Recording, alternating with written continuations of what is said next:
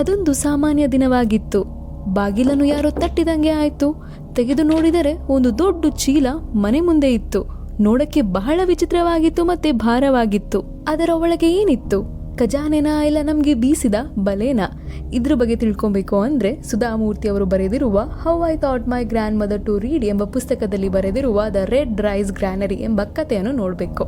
ಆ ಪುಸ್ತಕದಲ್ಲಿರುವ ಬೇರೆ ಕಥೆಯೂ ಸಹ ನಮ್ಮ ಯೂಟ್ಯೂಬ್ ಚಾನಲ್ ಅಲ್ಲಿ ಹಾಕಿದೀವಿ. ಅದ್ರ ಜೊತೆಗೆ ಕೆಳಗೆ ಡಿಸ್ಕ್ರಿಪ್ಷನ್ ಬಾಕ್ಸ್ ಅಲ್ಲಿ ಲಿಂಕ್ ಸಹ ಇದೆ. ಅದನ್ನ ನೋಡಿದ್ರೆ ಇನ್ನೂ ಈಸಿಯಾಗಿ ಅರ್ಥ ಆಗುತ್ತೆ ಅಂತೆಲ್ಲ ಏನಿಲ್ಲ. ನಿಮ್ಗೆ ಇಷ್ಟ ಆಗಿದ್ರೆ ಬೇರೆ ಕಥೆಯನ್ನು ಸಹ ನೋಡಿ. ಏನಿತ್ತು ಆ ಚೀಲದಲ್ಲಿ ಬನ್ನಿ ನೋಡೇ ಬಿಡೋಣ. ನಮ್ಮ ದೇಶದಲ್ಲಿ ಆಗಾಗ ನೈಸರ್ಗಿಕ ವಿಕೋಪಗಳು ಸಂಭವಿಸುತ್ತಲೇ ಇರುತ್ತೆ. ಗುಜರಾತಲ್ಲಿ ಭೂಕಂಪ, ಒರಿಸ್ಸಾದಲ್ಲಿ ಪ್ರವಾಹ, ಕರ್ನಾಟಕದಲ್ಲಿ ಬರಗಾಲ.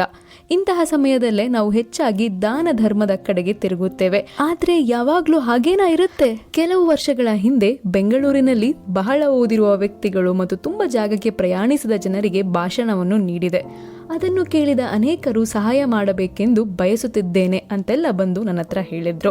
ಒಂದು ವಾರದೊಳಗೆ ನನ್ನ ಆಫೀಸ್ ಮುಂದೆ ಬಹಳ ಚೀಲಗಳು ಇತ್ತು. ಅದನ್ನು ತೆಗೆದು ನೋಡಿದ ತಕ್ಷಣ ನಮ್ಮ ಮನಸ್ಸು ತುಂಬಾನೇ ನೋವಾಯಿತು. ಅದರಲ್ಲಿ ಹೈ ಹೀಲ್ ಸ್ಲಿಪ್ಪರ್ಸ್, ಅದನ್ನು ಬರೀ ಒಂದು ಜೋಡಿ ಇತ್ತು. ಮತ್ತೆ ಹರಿದ ಒಳ ಉಡುಪುಗಳು, ತೊಳೆಯದ ಶರ್ಟ್ಸ್, ಆಕಾರವಿಲ್ಲದ ಗೊಂಬೆಗಳು, ಬಳಸಲಾಗದ ಬೆಡ್ಶೀಟ್ಸ್. ಆ ಚೀಲದಲ್ಲಿ ಬರೀ ಸ್ವಲ್ಪ ವಸ್ತುಗಳಷ್ಟೇ ಬಳಸುವ ತರ ಇತ್ತು.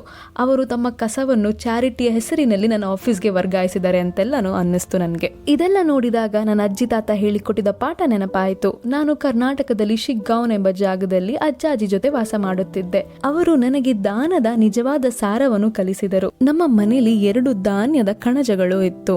ಮುಂದೆ ಇರುವುದರಲ್ಲಿ ಬಿಳಿ ಅಕ್ಕಿ ಇತ್ತು. ಅದು ತುಂಬಾನೇ ಅತ್ಯುತ್ತಮದ ಗುಣಮಟ್ಟದ ಅಕ್ಕಿ. ಇನ್ನೊಂದರಲ್ಲಿ ಕೆಂಪು ಅಕ್ಕಿ, ಅದರಲ್ಲಿ ಕಡಿಮೆ ಗುಣಮಟ್ಟ ಇತ್ತು. ನಮ್ಮ ಮನೆಗೆ ಯಾರಾದ್ರೂ ಸಹಾಯ ಅಂತ ಬಂದು ಕೇಳಿದ್ರೆ ಸಾಕು, ನಮ್ಮ ಅಜ್ಜ ಅಜ್ಜಿ ಬಿಳಿ ಅಕ್ಕಿಯನ್ನು ಕೊಡು ಅಂತ ಹೇಳ್ತಿದ್ರು. ಆದ್ರೆ ನಾವು ನಮ್ಮ ಕುಟುಂಬದವರು ಕೆಂಪು ಅಕ್ಕಿಯನ್ನು ಬಳಸಿ ಅಡಿಗೆ ಮಾಡಿ ತಿಂತಿದ್ವಿ. ಹಾಗೆ ತುಂಬಾ ವರ್ಷಗಳು ಹೀಗೆ ನಡೀತಿತ್ತು. ಇದನ್ನೆಲ್ಲ ನೋಡಿ ಒಂದಿನ ನಮ್ಮ ಅಜ್ಜ ಅಜ್ಜಿ ಹತ್ರ ಕೇಳಿದ್ರೆ, ನಾವ್ ಯಾಕೆ ಕೆಂಪು ಅಕ್ಕಿ ತಿಂತಿದ್ವಿ, ಬೇರೆಯವ್ರಿಗೆ ಮಾತ್ರ ಒಳ್ಳೆ ಅಕ್ಕಿ ಕೊಡ್ತಿದ್ವಿ ಅಂತ ಕೇಳಿದಾಗ ಕ್ರಿಸ್ತಕ್ಕ ನಮ್ಮ ಅಜ್ಜಿಯ ಉತ್ತರ ಸರಳವಾಗಿತ್ತು, ಆದರೆ ಅದರ ಅರ್ಥ ತುಂಬಾನೇ ಆಳವಾಗಿತ್ತು. ನೀನು ಯಾರಿಗಾದರೂ ಏನಾದರೂ ನೀಡಲು ಬಯಸಿದಾಗಲೆಲ್ಲ ನಿನ್ನಲ್ಲಿರುವ ಅತ್ಯುತ್ತಮವಾದದನ್ನು ನೀಡಬೇಕು. ಇದು ನಾನು ಜೀವನದಿಂದ ಕಲಿತದ್ದು. ಯಾಕಂದರೆ ದೇವರು ದೇವಸ್ಥಾನ, ಮಾಸ್ಕ್, ಚರ್ಚ್ನಲ್ಲಿ ಇರುವುದಿಲ್ಲ, ಅವರು ಜನರೊಂದಿಗೆ ಇದ್ದಾರೆ. ನೀನು ಅವರಿಗೆ ನೀಡಿದರೆ ಸಾಕು, ಅದು ದೇವರ ಪಾಲಿಗೆ ಹೋಗುತ್ತೆ ಅಂತ ಹೇಳಿದರು. ನಮ್ಮ ತಾತ ಈ ಪ್ರಶ್ನೆಗೆ ಬೇರೆ ತರಾನೇ ಉತ್ತರ ಕೊಟ್ಟಿದರು. ಅವರು ಹೇಳ್ತಾರೆ, ಇದನ್ನೇ ನಮ್ಮ ಪೂರ್ವಜರು ವೇದಗಳಲ್ಲಿ ಹೇಳಿದ್ದಾರೆ.